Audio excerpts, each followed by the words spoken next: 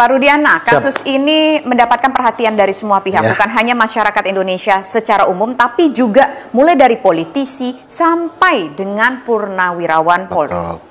Gimana Pak Rudiana menanggapi ini? Saya tentunya menanggapinya silakan saja mempunyai pendapat dan saran yang mungkin sesuai dengan yang mereka yakini. Namun saya pun punya satu keyakinan terkait dengan meninggalnya anak saya. Karena mendasari dari luka-luka almarhum dan juga beberapa saksi yang kami dapat. Bu Titin sempat terbawa emosi. Apa Bu Titin yang menyebabkan Anda sempat sedikit emosi begitu di sidang kemarin? Saya kan nggak nyangka Mbak hadir kembali di pengadilan negeri bersama Saka. Dan saya melihat perbedaan yang luar biasa. Saat sidang 2016, saya dan Saka yang sidang, saya dan Saka, karena kan gini, ketika saya masuk ke ruang sidang, itu kan banyak sekali warga yang menghujat saya. Saya adalah pengacara pembunuh.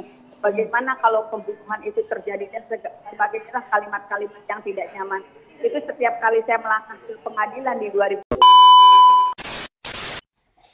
Assalamualaikum warahmatullahi wabarakatuh. Selamat datang di PUDP Channel. Di sini saya akan membagikan beberapa video yang lagi viral belakangan ini dan sampai sekarang masih menjadi misteri. Yuk kita nonton videonya sampai habis. Check it out.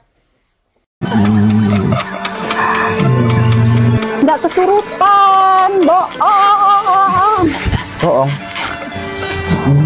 Jadi itu Pak Rudiana, kasus ini mendapatkan perhatian dari semua pihak, bukan hanya masyarakat Indonesia secara umum, tapi juga mulai dari politisi sampai dengan purnawirawan Polri. Gimana Pak Rudiana menanggapi ini? Saya tentunya menanggapinya silakan saja mempunyai pendapat dan saran yang mungkin sesuai dengan yang mereka yakini. Namun saya pun punya satu keyakinan terkait dengan meninggalnya anak saya. Karena mendasari dari luka-luka almarhum dan juga beberapa saksi yang kami dapat. Salah satu politisi katanya disomasi ya Pak ya, sudah berkomunikasi nih berarti Pak Rudiana dan juga kuasa hukum. Betul, disomasi dan akan melakukan langkah hukum selanjutnya Pak. Betul. Ya. Yang merasa membuat Bapak menjadi gerah dan berpikir untuk memberikan somasi apa sih?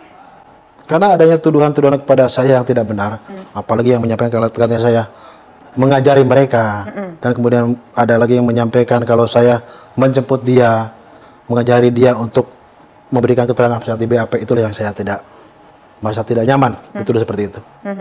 Nah lalu Pak, soal kasus ini kan juga Bapak meyakini dari awal bahwa peristiwa ini terjadi penganiayaan kemudian mengakibatkan kematian, pembunuhan kepada putra Bapak, Eki. Tapi dari PK yang kita lihat yang diajukan kuasa hukum Saka Tatal, tampaknya dugaan mereka ini kematian Vina dan Eki karena peristiwa kecelakaan. Gimana Pak Rudiana? Saya tanggapin tentunya saya tetap menghargai dan menghormati keputusan pengadilan yang melalui proses persidangan di tahun 2016. Gitu aja. Bapak ngerasa agak kecewa nggak sih Pak adanya upaya-upaya hukum yang dilakukan oleh para tersangka? Misalkan dari Peggy, tadi kita sudah sempat bahas singkat, kemudian juga dari Saka Tatal. Bapak merasa risih nggak sih dengan itu? Merasa kecewa nggak sih dengan itu? Saya tidak kecewa, artinya apapun upaya mereka, silakan saja. Namun tetap saya yakin dan saya menghargai, menghormati putusan dari pengadilan tahun 2016. Ya Pak, kalau bicara soal Saka Tatal kan peristiwa ini ketika terjadi, ia masih anak di bawah umur, masih anak-anak pada saat itu. Kita tahu Bapak kehilangan putra yang sangat Bapak cintai, tapi dari beberapa mereka yang ditangkap itu adalah katanya orang yang mungkin secara nalar kurang normal, misalkan kalau tidak salah namanya, maaf, berinisial S. Kemudian juga ada Saka Tatal, anak di bawah umur. Masuk akal nggak sih menurut Bapak orang yang secara intelijensia terlibat dalam peristiwa pembunuhan ataupun juga anak-anak di bawah umur juga terlibat dalam peristiwa pembunuhan seperti itu? Saya sampaikan bukan masalah masuk akal dan tidak, namun fakta yang kami dapat gali dari mereka, itulah yang disajikan kepada para penyidik. Bu Titin sempat terbawa emosi. Apa Bu Titin yang menyebabkan Anda sempat sedikit emosi begitu di sidang kemarin? Saya kan nggak nyangka Mbak hadir kembali di pengadilan negeri bersama Saka. Dan saya melihat perbedaan yang luar biasa. Saat sidang 2016, saya dan Saka yang sidang, saya dan Saka, karena kan gini, ketika saya masuk ruang sidang, itu kan banyak sekali warga yang menghujat saya. Saya adalah pengacara pembunuh. Bagaimana kalau pembunuhan itu terjadi dan sebagainya, kalimat-kalimat yang tidak nyaman. Itu setiap kali saya melangkah ke pengadilan di 2016, bahasanya seperti itu. Begitu juga ketika Saka keluar dari mobil tahanan dan dititipkan sementara di ruang tahanan pengadilan. Saya tergambar betul suasana di 2016 itu seperti apa. Karena saya tuh orangnya kalau menyimpan memori yang ke hati banget, saya ingat detailnya, ingat gestur tubuh orangnya, ingat teriakan-teriakannya, saya ingat betul. Nah tiba-tiba saya kembali ke situ bersama Saka dengan suasana yang berbeda, dengan di mobil yang bagus, Mbak. Saya kan ingat waktu itu 2016 itu, saya bawa kendaraan apa juga saya masih hafal. Tiba-tiba saya harus berangkat bersama Mas Farhad, bersama Mas Krishna, pakai mobil mewah, ada Saka gitu, jadi Terbawa emosi jadinya ya. Ya, ya Allah kenapa sih nggak dari dulu begini, saya bilang gitu. Jadi sementara anak ini pernah menderita dengan vonis yang cukup tinggi gitu. Bu Titin, saya tidak bisa membayangkan ya, bagaimana itu Anda rasanya membawa beban itu 8 tahun lalu dan sekarang sampai di titik ini bisa mengajukan, ada kesempatan mengajukan PK walaupun waktu nggak mungkin dikembalikan kan untuk Saka yang sudah melewati masa tahanan. Bagaimana sekarang? Apa yang dirasakan? Mungkin Saka juga bisa menceritakan di Saka, apa yang dirasakan Saka saat ini sampai di titik ini punya kesempatan untuk mengajukan peninjauan kembali? Jadi awalnya juga Saka tuh nggak nyangka bakal ada kayak gini juga. Awalnya tuh udah nggak mikirin hal-hal yang tentang hukum. Sebenarnya Saka tuh udah capek, Saka tuh nggak mau urusan dengan hukum, dan Saka tuh sebelumnya juga nggak pernah melanggar apa yang melanggar hukum. Jadi Saka benar-benar nggak nyangka kalau ada kejadian kayak gini lagi, terus bisa mengajukan PK. Saya nelpon Bu Titin nyuruh saya untuk udah jangan terlalu jangan terlalu diladenin, keluar aja. Saya keluar pun dikejar saya dikejar, saya bingung mau kemana. Saya naik Grab ke apa dulu, naik Grab masih dikejar juga. Naik Grab itu udah enggak, jadi pas waktu Alfa dikejar juga. Ya, dan untungnya itu ada wartawan dari itu TV One. Itu dari Bu Titin sih. Dari situ saya kabur dari pengejaran itu. Udah gitu aja. Baik, kamu tahu nggak itu apa itu? Maunya apa? Maunya apa itu untuk kamu dikejar itu? Kemauannya polisinya. Ya waktu itu bilangnya saya sama keluarga saya harus ketemu sama si Sudirman. Dan itu bilang mau ada cabut kuasa, dan saya kan percaya sama Bu Titin. Gitu. Nah, di situ saya diminta keterangan, saya nggak mau gitu. Itu tanya ya? Bang berarti yang diintimidasi keluarga ya? Enggak, juga nggak mau mengumpulkan tersebut? Enggak.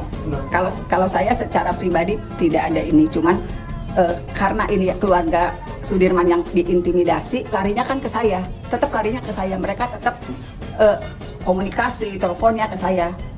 Waktu di dalam saat di kantor dia itu memang karena saya juga serba salah ketika saya masuk, kan pasti kalau mereka alasannya sedang melakukan penyidikan, kemudian saya menahan kakaknya Sudirman, pasti saya kena menghalangi penyidikan. Itulah sebabnya waktu itu saya gimana caranya ini tidak dibawa ke Polda tanpa surat apa-apa. Akhirnya saya minta tolong media waktu itu, tolong di depannya. Beruntung ada mobil TV One. Jadi kalau informasi dari kakaknya pas lihat mobil wartawan itu gimana? Ya bilang polisi ada wartawan katanya, jadi nggak bisa bawa. Iya. Sudirman sendiri sekarang di mana sih sebenarnya? Waktu itu terakhir tuh hari Kamis bilangnya ada di Polres Cirebon Kota, Pak. Yang bilang siapa tuh? Itu polisi Cipak. Waktu itu pernah ke rumah. Terakhir menjawab kapan, di mana? Itu apa ditahan? Iya, waktu itu sebelum Lebaran sih. Di mana? Di lapas.